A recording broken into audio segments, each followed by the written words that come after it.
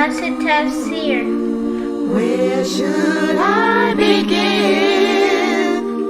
when I'm starting at the end? Pursuing the higher aim, learning the meaning of every page. Where should I begin when I'm starting at the end? Assalamu alaikum. Sunnahfollowers presents a new class, the Maqasid of Tafsir, being taught and brought to you by Ustada Layla Nashiba. Please stay tuned, streaming on all major platforms, right here on channel Sunnahfollowers. And I want to also let everybody know that that's tonight. That's tonight at 9 p.m. Eastern Standard Time. We will have Officer Muhammad Ziada. He's one of the law enforcement officers here in America, and he's going to speak to us about things that are impacting our children in this society.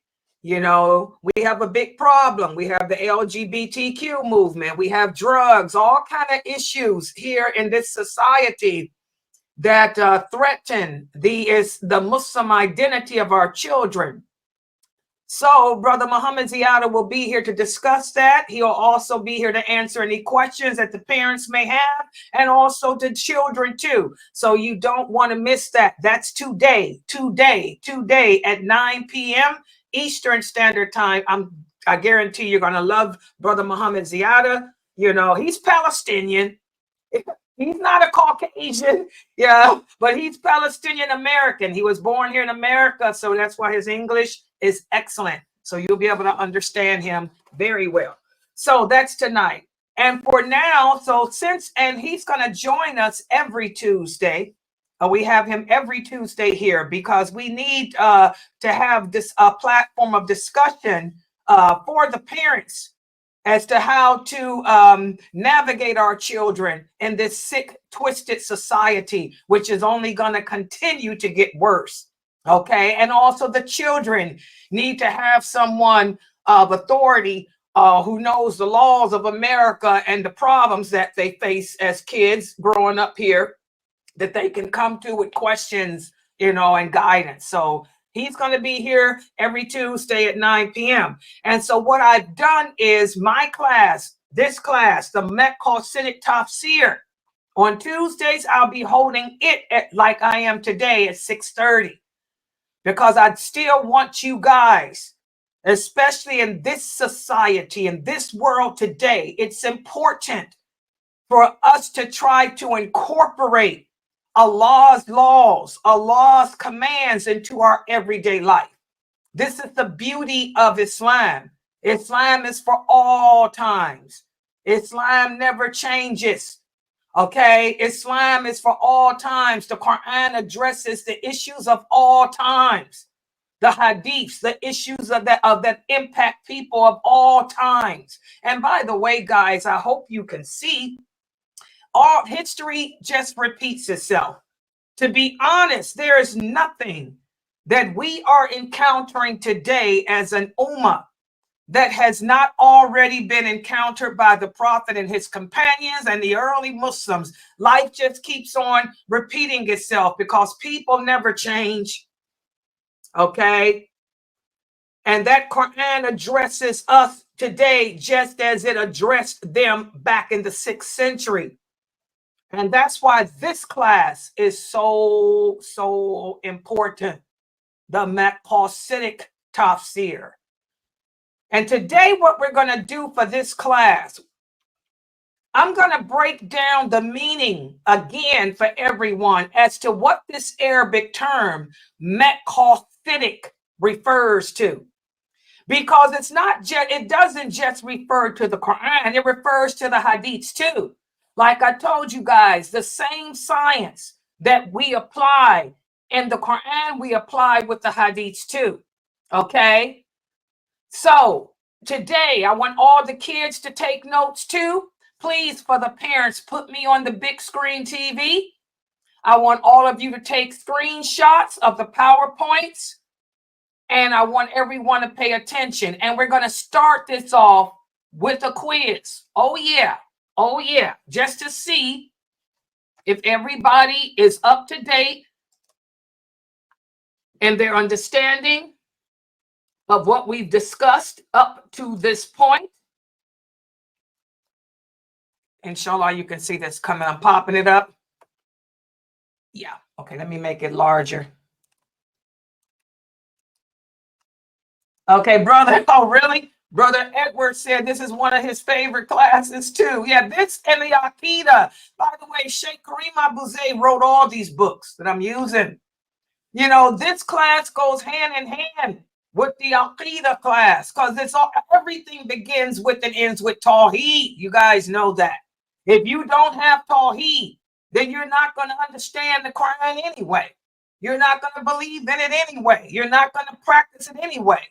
Okay, so all of these classes go hand in hand. And today we're going to be covering the new chapter, pages 101 through 105 of the book. And we're going to go over the meaning of the Maqasid Quran or Maqasid Hadith for that as well. But let's start off with a quiz just to see where you guys are. Oh, really? Let's see how well you like quizzes. First question, who can answer this? Why is it important? Let me make it a little larger so y'all can see me. Why is it important for a person who's going to give you the meaning of the Quran? That's what an interpreter is. A person that interprets the Quran is a person that clarifies, breaks it down, explains the meaning of Allah's words to you. Why is it important for a person to be able to do that effectively? He or she must know the science of abrogation. Why is the science of abrogation important? And by the way, this is also with the hadiths too. If a person's going to explain the meaning of a hadith or the meaning of the Quran to you, they have to know the science of abrogation. Because if they don't know the science of abrogation, they're going to run into problems. Why? What kind of problems? Who can answer that? Let's see what you guys say. Let me see here from everybody on YouTube. And by the way, I'm streaming on YouTube. I'm streaming live and simultaneously on Facebook, Twitch, LinkedIn, Telegram, Twitter, and Rumbo. I can see all your answers if you type them. Why is it important for the person that's explaining the Quran or even a hadith to know the science of abrogation?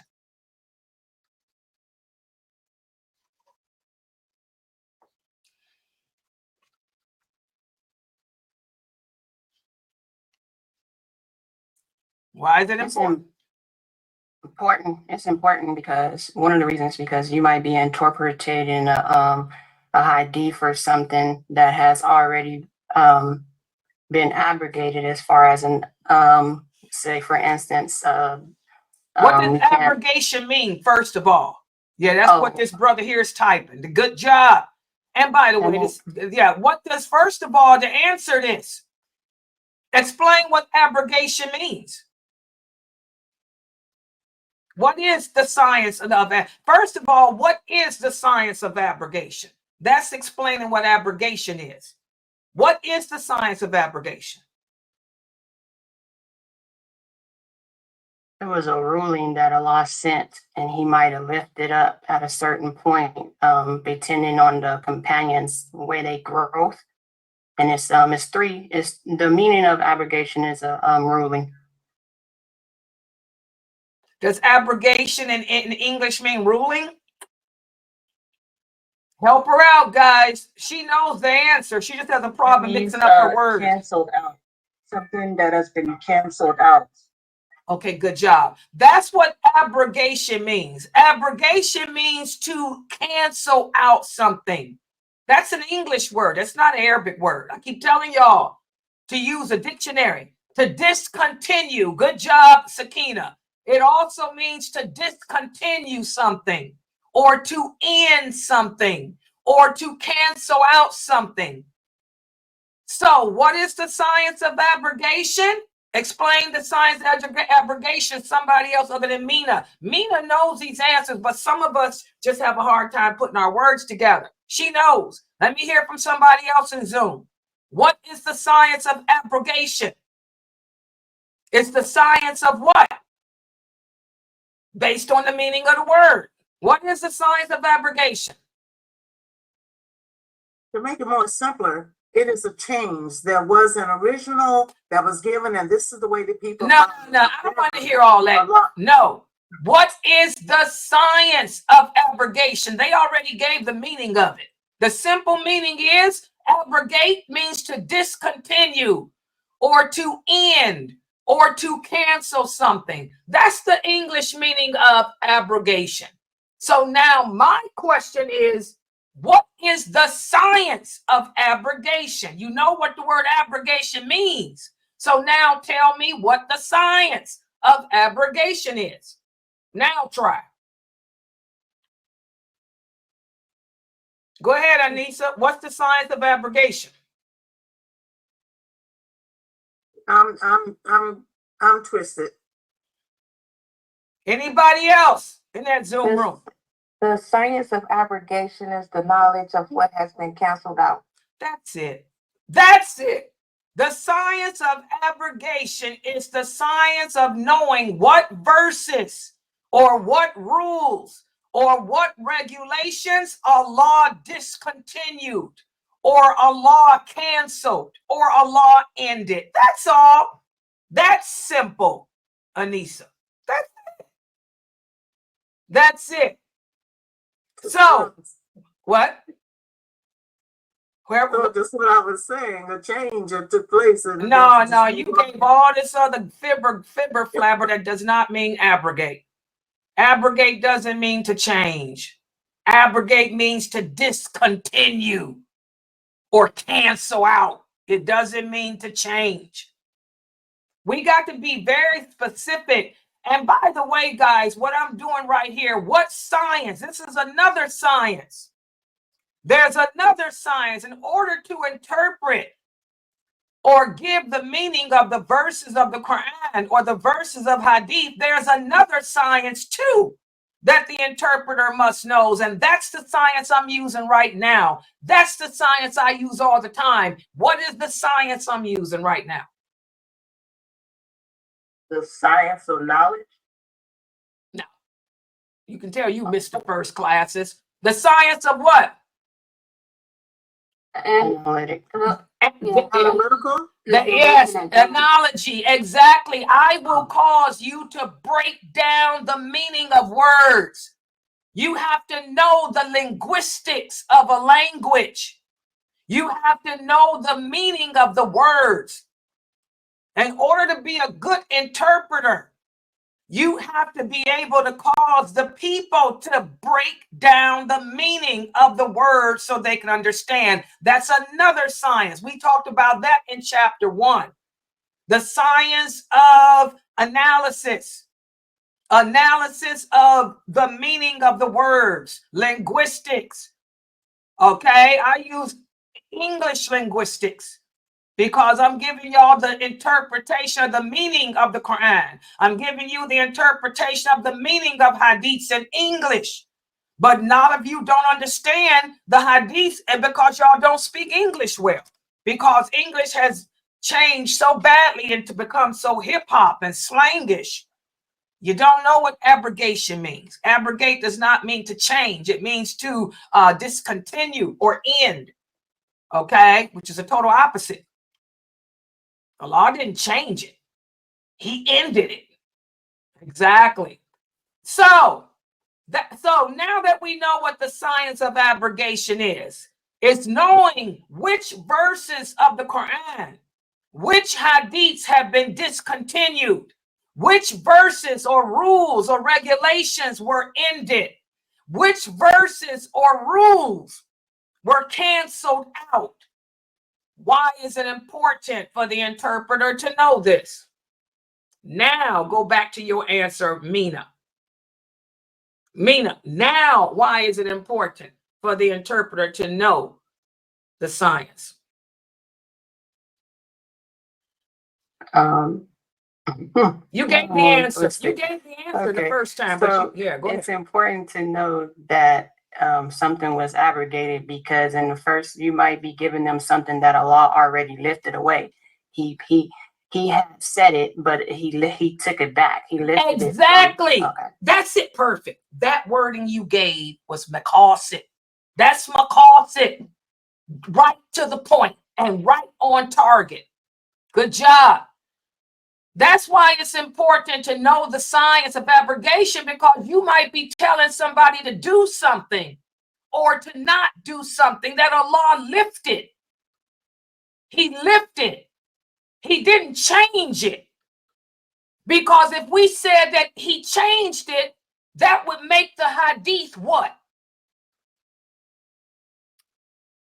If that's why we don't use the word change. If we say change and it's not authentic.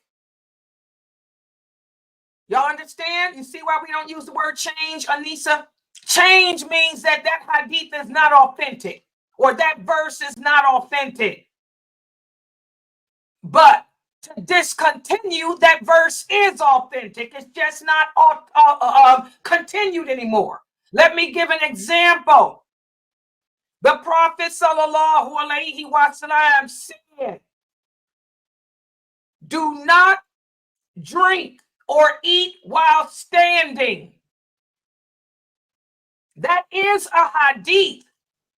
That is an authentic hadith, but it's discontinued.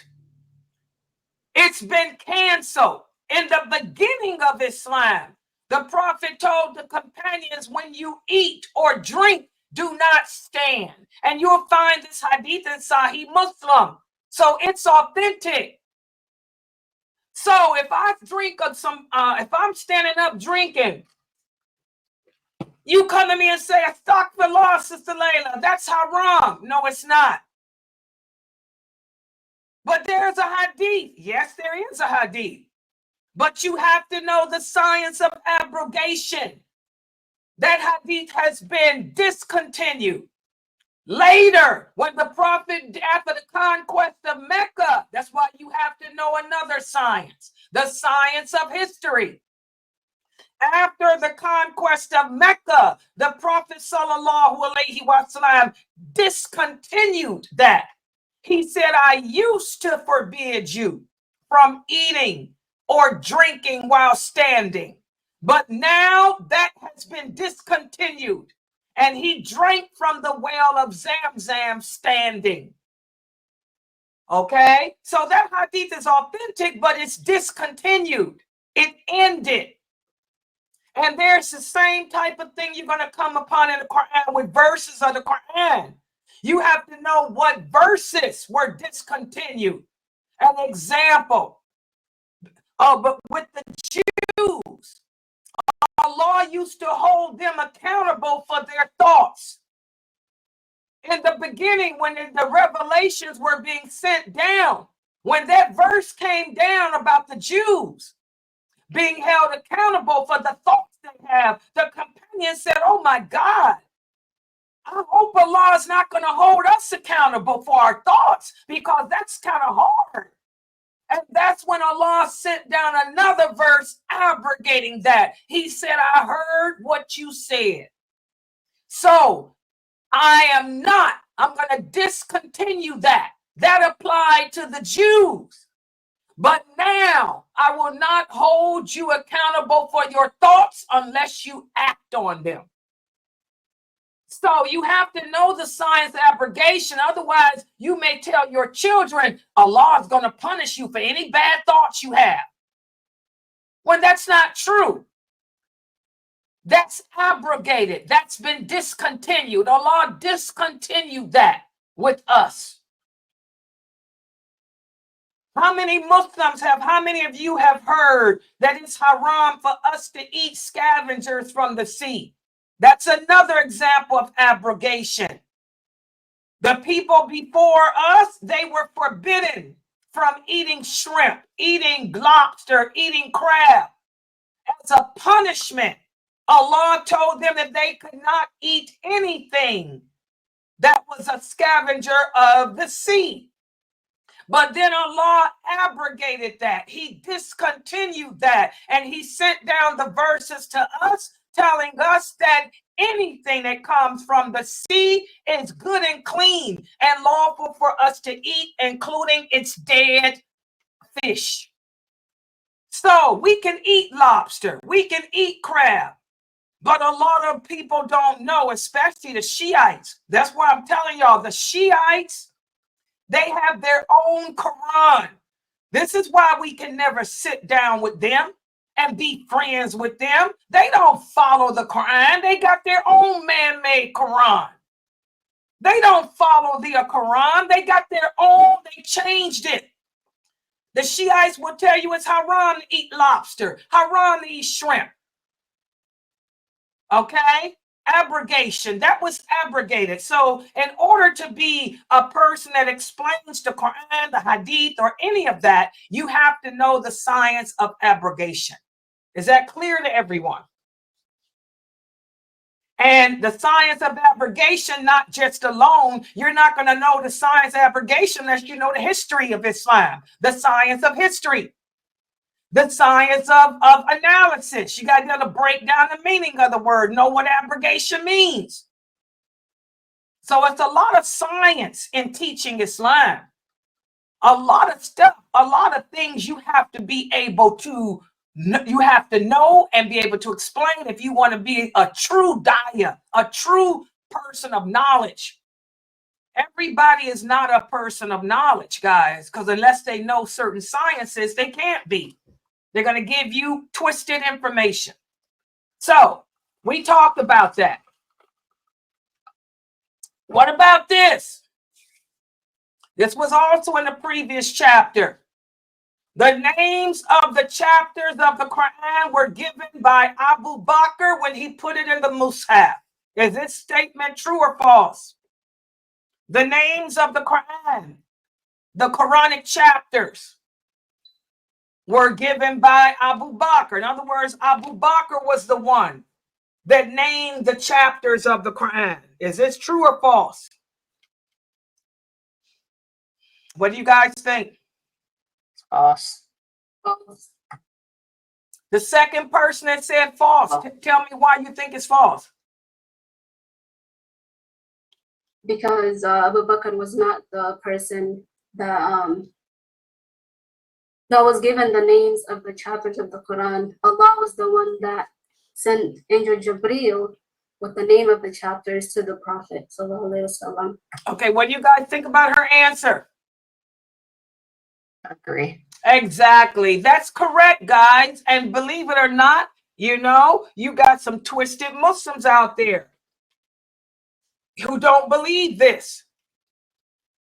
But the chapters of the Quran were named by Allah. When Allah sent the revelations through the angel Jibreel to the prophet of the verses, that Jibreel also told him the names of the chapters.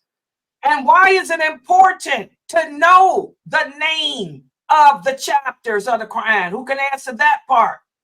Why is it important? What is it about the name of each chapter, which shows it came from Allah?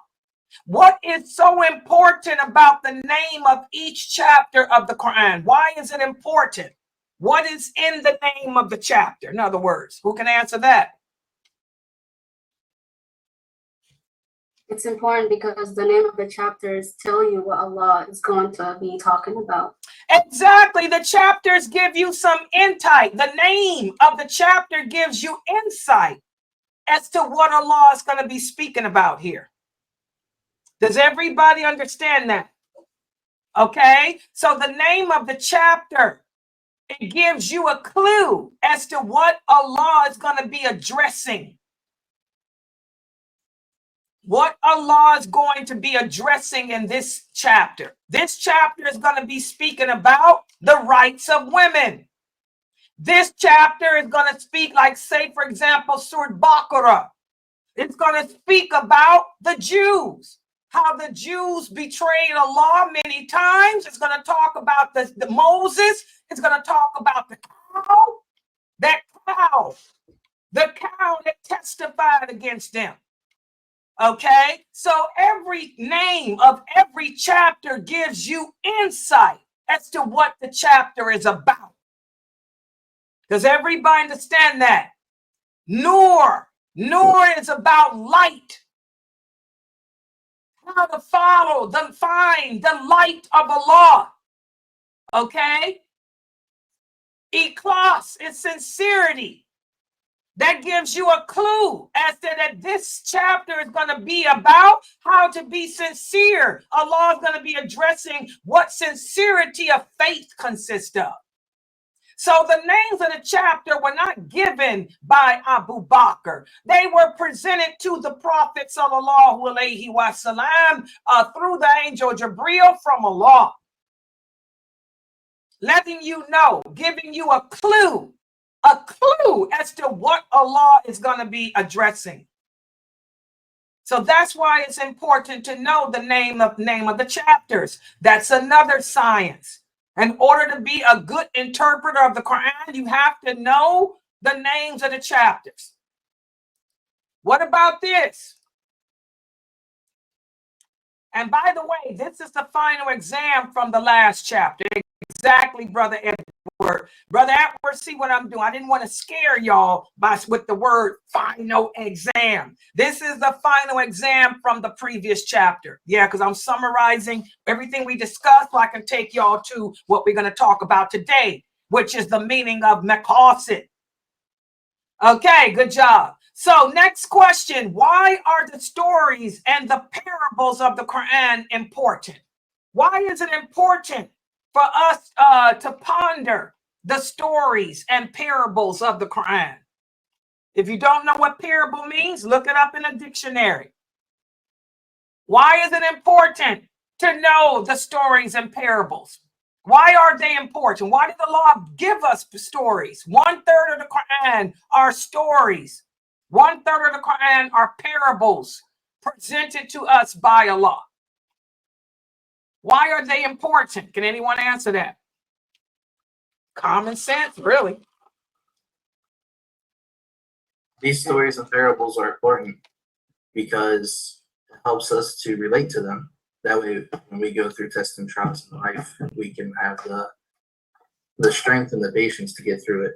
MashaAllah. I'm so glad Brother Tarek is on the mic. By the way, I got a lot of brothers here. And a lot of you brothers keep asking me that same question. Is it okay for us to learn from you? I got a lot of male students. Aisha, radiallahu anha, had male students. Do you guys know Ibn Taymiyyah had 4 female teachers? Imam Malik, one of his teachers was Asma, who was a direct student of Aisha. There's nothing in Islam that says you cannot learn from a woman. Okay? As long as the woman is doing just like I'm doing behind the screen, and I'm covered properly, and we're not alone, and my voice is strong. My voice is strong. Okay? So Brother Tarek is one of my students. He's been growing up here on this website. He's married to one of my other students, and they have a baby, beautiful baby. Okay? So I'm glad that Tarek took the mic, and I would love it if you brothers in the Zoom would get on the mic every now and then to let the men who are following me on YouTube not feel like they committing a sin, because they got got all these other idiots telling them that they can't learn from me because I'm a woman, which is ignorant. Okay, so he's right. And also the brother here is right. Let me put his answer here on the screen so y'all can see. As this brother here said, the parables also give deeper wisdom. And that's the same thing Tarek was saying too. The parables and stories give deeper wisdom and further explanation of Allah's rulings, and also history, what happened to the people that came before us, so we can learn from them and not make the same mistakes.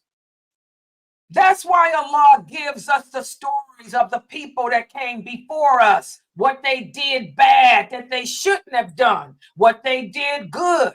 Exactly as Sakina is saying, so we can apply and relate them to our lives. And that's what Maqasid means. We're going to go into that. Maqasid means to have a deeper, better understanding so you can relate it to your life and apply it to your life. Wa alaikum salam, Sister Nay. Okay, good job. Good job.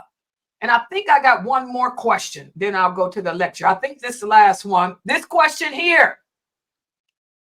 We also covered that another science that the interpreter must know in order to explain effectively is he has to know the science as to whether or not a chapter was a Mecca chapter or a Medina chapter. And why is this important? Can anyone tell me? Why is it important to know if a surah or a chapter of the Quran was revealed during the Mecca phase or the Medina phase? Anyone? Why is that important to know?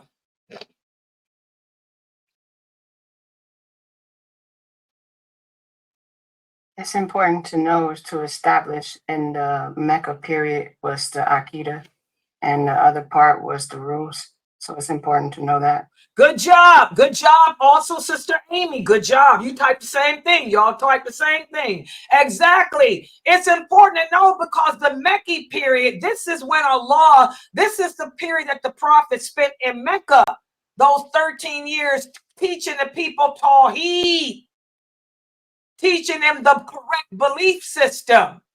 So it's kind of another clue. Just like the name of the chapter gives you an idea or a clue as to what Allah is going to be speaking about. If the chapter was revealed in the Mecca phase, it lets you know whatever it is going to help better my Aqidah. And if it came during the Medina period, that's a clue there that it's going to be a law or a rule or an obligation. And this may not be 100% because as we talked about, there are some verses, there are some surahs that are questionable, that may not have been revealed during the Mecca phase, but it's got verses in there that address them, that came from the Mecca phase. So this is not 100%, but that's a majority of the times, that's a clue for us too. Good job. So those are the things. Oh, one more. This is the last question. Oh, yeah, I threw this one in. Last question. This is very important. Just like the science of abrogation is important, the science of linguistic and language is important. Also, this is very important. The science of connectivity. Why is it that in order to be an effective person who explains the Quran or the Hadith too, because you use this with the Hadith too, why is it important to know the science of connectivity? Can anybody answer that? This is extremely important. Why is it important to know the science of connectivity? If you don't know the science of connectivity, you can forget about teaching them Hadiths. You can forget about teaching the Quran too. Why? Why?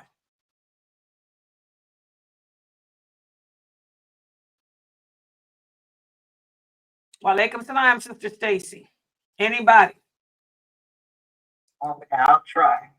Okay, the science of connectivity is talking about the who, the what, the where, and the why in the Quran that you'll receive or understand a verse, and a verse may be in different parts of the Quran, talking about the same subject. Exactly. Verses connect. This is a big problem with the Hadiths. That's why it's not that many scholars of Hadith, guys. The science of Hadith, oh my God. There's thousands and thousands and thousands of Hadiths out there, and they connect. If you don't know how those Hadiths connect together, you're gonna be lost. It's easier for them to connect the Quran, okay? But even still, a lot of verses of the Quran, you're not going to understand unless you connect the Hadith to it, because the Hadiths are the explanation of the Quran.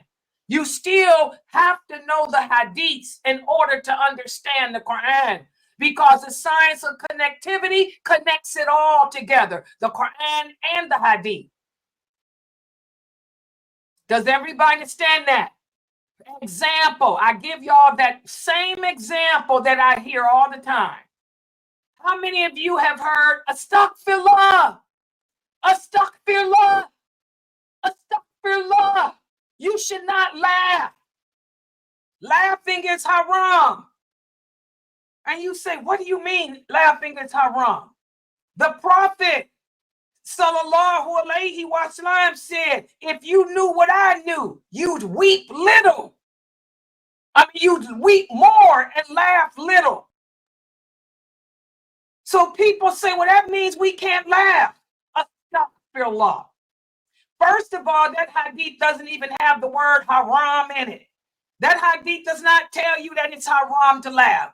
If something is haram, there has to be a clear nas. There's no nas in there that says haram. Number two, that is one sentence that connects to a 10-page lecture. If I were to put that entire hadith together, it would be 10 pages. It was a khutbah that the Prophet gave about how Allah allowed him to look inside the hellfire. And he talked about the different things that he saw in hell, the different punishments. That's a 10-page khutbah. If I were to put that whole hadith together, it would be 10 pages. And nothing in that hadith says it's haram to laugh. That hadith about if you knew what I knew, you'd weep more, means that we shouldn't take life. We shouldn't get caught up in the pleasures of life. We should take life more seriously. We should understand that there's accountability for the choices we make. There's accountability for the actions we do. If we would think about death more, if we would think about the outcome of our choices, we would cry. That's what that hadith is talking about. But you're not going to know that unless you can know how to, that little bitty sentence connects to a 10-page khutbah. Does everybody understand that? So that's why it's important to know the science of connectivity, because the verses of the Quran connect to each other and they connect to the hadith. And one sentence of a hadith will connect to others and others and others. How can I give you the true meaning? How can I give you the full analysis if I can't connect it all together? And that's why the Prophet said the hadiths are the explanation of the Quran. And there's a science to the hadiths too. The science of connectivity, because one companion may give you one sentence he heard, another companion what he heard. You got to put it all together to get the whole story. And that's where we fall short. Okay, so this final exam I gave you covers what we just, the last chapter was about. And so today what we're going to do is move on to page 102, which starts a new chapter in the book. And we're going to speak about, I'm going to now, since you know the science of the Quran, you know the different techniques of science that are used. Inshallah, I can now break down and give you the meaning of the word maqasid or maqasidic, as Sheikh Kareem Abu Zaid has used here. Okay, let's start with this and make sure y'all take screenshots. I made my picture smaller so my picture doesn't show up. Yeah, I know a lot of you brothers got my picture. Hey, I don't care. I'm dressed right, but I'm making it small so you won't be able to sit there and whatever. But anyway, let's start off with this verse here, the Quran. Allah says in the interpretation of the meaning, these are verses of the wise book, meaning the Quran. The sentences are all sentences of one big book. Okay? And Each one of those sentences has goals. Each one of those sentences have objectives. And Allah revealed the Quran. The Quran is the speech of Allah. It's his words sent down to us through the angel Jibreel to the Prophet Muhammad sallallahu alaihi wasallam to guide us, to help us to be righteous, to help us to be good in this world. Those words that Allah sent down to us, their objectives are to cause us to identify what our duties are as human beings, male and female, to also identify what our responsibilities are as humans, as women, as men, and the objective of the words of Allah is to cause us to answer questions about what our greater purpose is in life. Remember, guys, Tawheed. We were created to worship Allah. That's our purpose. And the higher purpose is to live each day of our lives earning his love. Why is it important to earn the love of Allah? Because Allah has promised that he will never allow the hellfire to touch anyone whom he loves. That's why we will be divided into three groups. The forerunners, the people of the right hand and the left-handers. The people of the right hand and the forerunners will never touch the hellfire. Will never touch the hellfire because they earned the Allah's love. Y'all see how I explain this? These are all hadiths. These are this is the science of connectivity. You have to be able to explain the Quran, and you're not going to be able to explain unless you know those hadiths like I just gave you. Okay? So this is the goal of the Quran. The Quran has goals and it has objectives that Allah sent to guide us, to help us to be good, to help us to achieve our higher purpose. And Allah's words emphasizes the significance of achieving the greatest purpose. And what is the greatest purpose? Write it down. To earn Allah's love. We were created to worship Allah. That's our main purpose. The higher purpose is to live each day of our lives earning his love. Write that down. Because that's the way to salvation, whereas the believer doesn't want to ever spend a second in hell. The only way that you can be exempt from the hellfire is to have earned Allah's love in this world. That's the higher purpose. Okay, so Allah emphasizes the significance of the higher purpose. And if you carefully examine the words of Allah, you will find that his speech is full of how to meet that purpose. He tells us what to do to earn his love. He tells us what to do to get on his good side.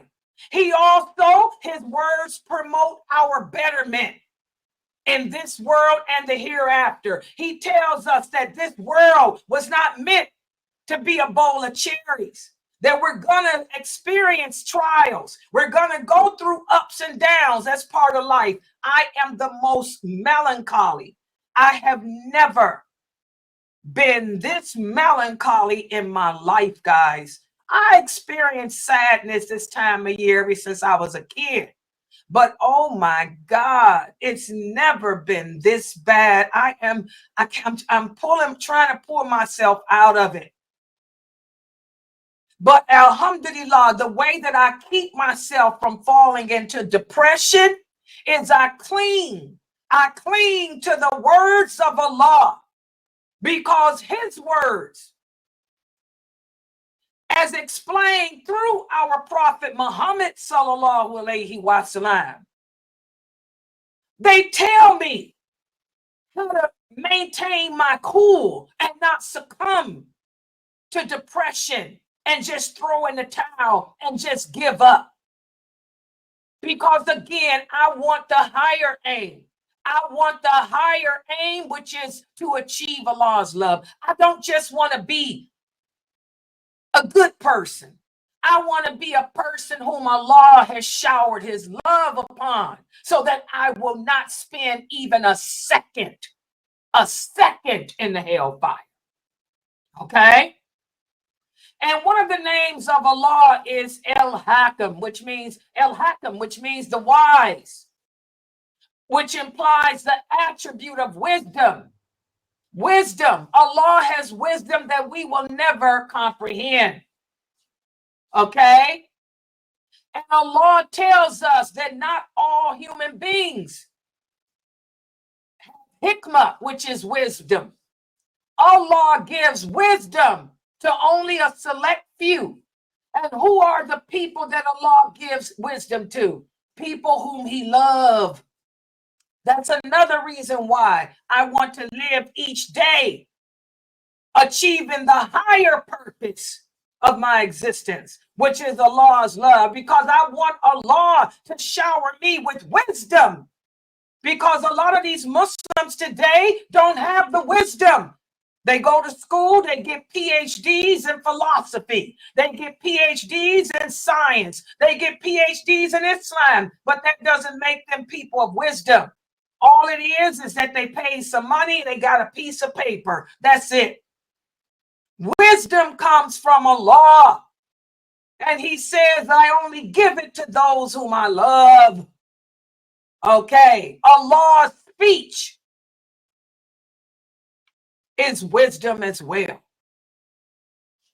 And this is important, guys, because we are living in the days of fitan, the days in which Allah, warned us that would come. The days of LGBTQ, Muslims making things lawful that Allah made unlawful, Muslims changing Allah's laws, war, trust has disappeared. We can't trust anyone. We have to travel to a whole country to find somebody to trust. We're living in all those days. All the minor signs have occurred. Did y'all know that? If all the minor signs have occurred, we're waiting on the next major sign, which is those 80 nations. Those 80 nations to sign an agreement of war against all Muslim states. But all the minor signs occurred, including the gold of the Euphrates. The gold of the Euphrates River that happened during the caliphate of Abu Bakr and Umar, when the Muslims fought against the Persians. And the Persian leader ran away with a chest full of gold. Hormuz was his name. He died in the Euphrates River with all that gold. And the Muslims found it. And that's why the Muslim state was never under the best care than it was during the caliphate of Umar and Abu Bakr. They had so much money that they didn't have anyone to give zakat that was in need of zakat. So even that happened. All the minor signs happened, guys. We got to learn the history of Islam, okay? Those hadiths. So we're sitting in the days of fitan, and we're waiting on the next of the major signs, which is the declaration of war against all Muslim states. And that war is already happening. It's spreading every day. It's now spreading through Yemen, and it went through Africa. It's everywhere. It's getting ready to hit America. Allah's giving you the signs with all these hurricanes. Natural disasters, hurricanes, earthquakes, flood, in all these Muslim populated lands and in states where a lot of Muslims live here in America. Oh yeah, look at the states that are flooded. Look at the states with the hurricanes and natural disasters. Lots of Muslim populated people. Okay, so Allah's speech is wisdom. Allah tells us what to expect. He explains in the Quran what consequences he will rain down upon us when we fail to acknowledge La ilaha illallah. Again, it all begins with and ends with Tawheed. So we have many verses where Allah tells us that he has done such and such for such and such reason. Example, Allah says he sends war. When you live to see war, I send it. It comes from me. And he tells us why. I sends it for several reasons. Number one, to cleanse the earth of bad, corrupt Muslims and bad, corrupt people. We got some bad Muslims today. Y'all know that. Bad people. I also send war so that you, the true believers, can recognize who the hypocrites are amongst you. And Lord, do we see them now?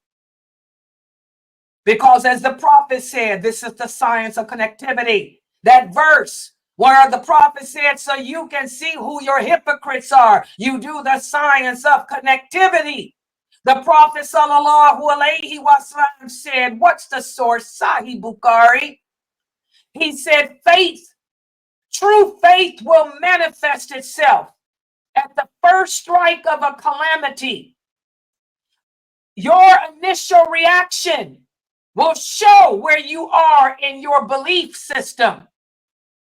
And there's different branches of faith where we can see the emotionalism of so many of these speakers, how they're so emotionally distraught that they're even talking about making allegiance with enemies to Islam who slander our prophet, slander his wives, hate his companions.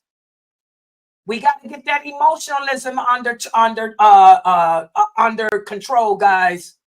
We get to see who the weak are. We get to see who the hypocrites are. And then another reason Allah said he sends war is to test the true believer with something better than this sick world. And what's better than this sick world? Paradise. So we got many verses where Allah tells us that he does such and such a thing, and that he has done such and such a thing for such and such a reason. Let's take a look at the purpose behind the creation of the universe. Allah tells us why he created it. Listen to what Allah says in the interpretation, the meaning. It is Allah who has created the seven heavens and the earth. His command descends amongst them so that you may know that Allah is over all things and that Allah has encompassed all things in knowledge. So Allah tells us, why did he create the seven skies? Why did he create the planets? Why did he create the different levels of the earth? So that we can see that there's something greater than all of that in us. And it's something else greater than all of that in us is in control, and that's him. So here you can see Allah emphasizes the higher aim by creating the human being as being the most important of his creation, and then the uniqueness of all the others of his creation.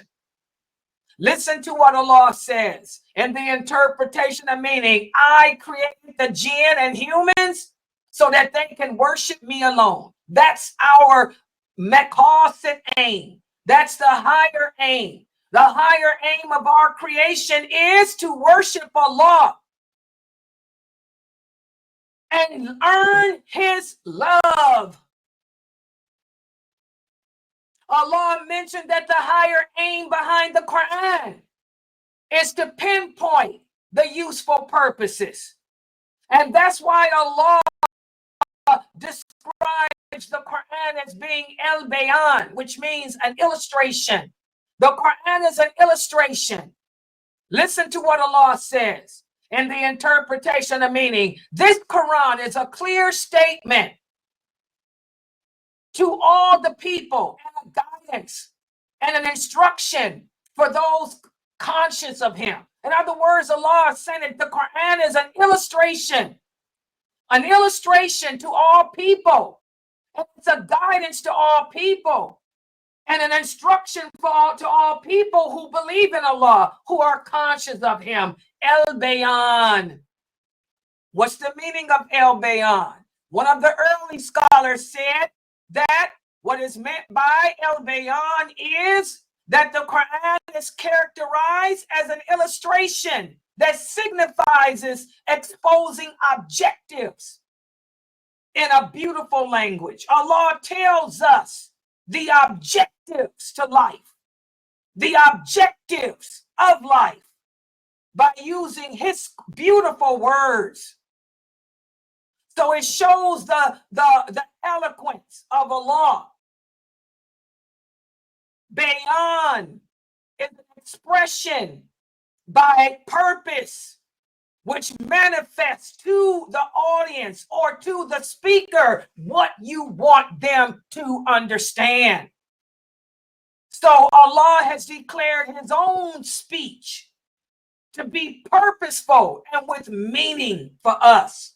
That's why the Prophet sallallahu alaihi wasallam said that when we read the Quran, we have to stop and ponder the meaning, because Allah is trying to illustrate something to us. Allah is telling you something. Allah wants you to wake up and realize something. So now that brings us to the meaning of this Arabic term, Maqasid. Maqasid. Maqasid al-Quran. What does that mean in English?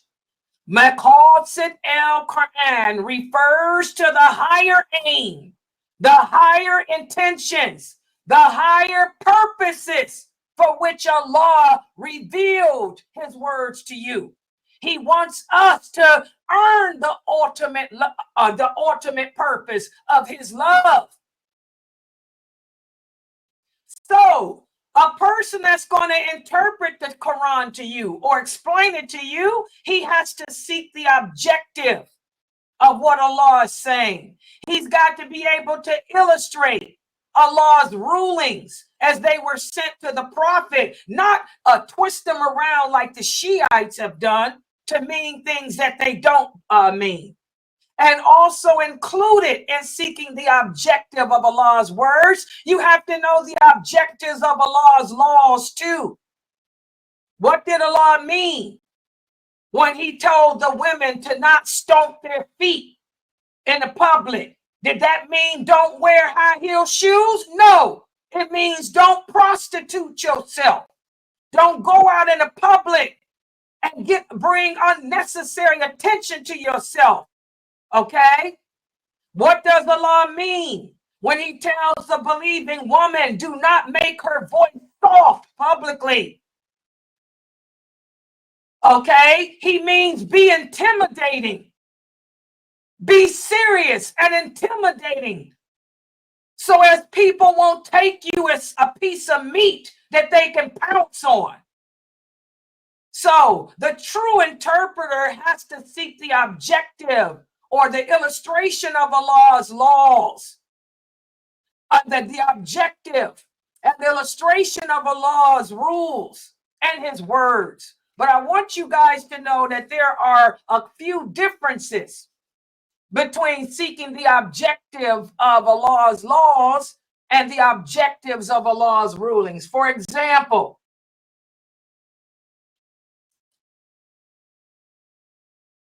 the higher aim related to Allah's laws refer to what Allah intends from legislating specific religious rulings, like I just used with the stomping of the feet, which is bringing unnecessary attention to yourself if you're a woman.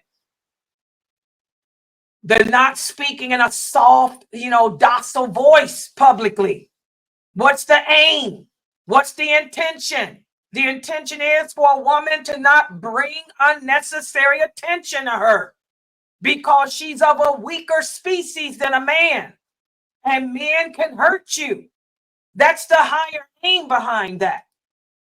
So that's an example of the higher aim related to Islamic law. Then the higher aim associated with the Quran refers to the purposes behind the verse. What's the purpose? What's the purpose behind Allah sending down this verse? What's the purpose of Allah sending down that verse? Okay? So the true person who studies the Quran and teaches it has to know these things. Okay? And it's not easy. And again, if you don't know the other sciences, you're going to fall into a problem. Because again, what's the point? The point is to be able to take the words of Allah and cause you to apply them to yourself so you can bring about change in your life. And this is the problem we have today. A lot of Muslims don't understand the Quran. They read the Quran. They don't understand what Allah is saying. They don't understand Allah's legislative laws. They don't understand Allah's purpose. They got it twisted. They think that the Quran changes, that the Quran is outdated, that Allah's laws today don't apply to us, that they apply to the 6th century. So it's the job of the interpreter to be able to cause the person to see that Allah's laws are for all times. They never changed. But I have to give you the true, correct meaning, and in turn show you how it applies to you, how it applies to today, so you can change yourself.